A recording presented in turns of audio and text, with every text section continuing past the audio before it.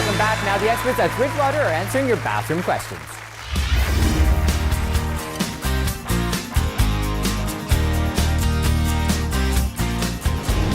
How do you revamp a dated exterior on a house? With dated exteriors, you look around in the neighborhood here and there's a lot of vinyl siding, there's stucco, there's old paint, and the old paint generally in the 70s and earlier contained lead. So a lot of houses need to be updated. This house in particular had old aluminum siding. The siding came off. We freshened up the look with a hardy siding, new trims, new doors, a new window over the entranceway to kind of create more of a modern look. We did a cedar soffit to kind of create something unique and different as well with this house.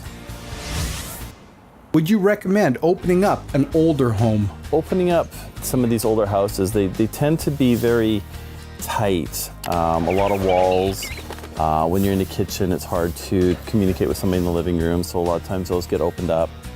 In this house, we actually opened up the back to their sunroom with open doors, big glass doors, removed a couple closets to create more of an open feeling at the entranceway.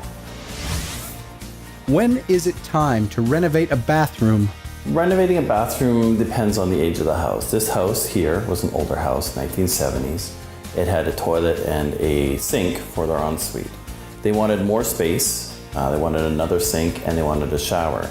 So we ended up bumping the house out 3 feet and then taking what used to be the closet and turning that into the shower.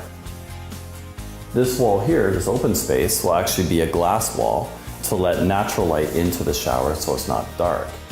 The closet got moved to another corner of the bedroom to maximize the most amount of space in this master bedroom, creating a beautiful ensuite that's very functional for this family.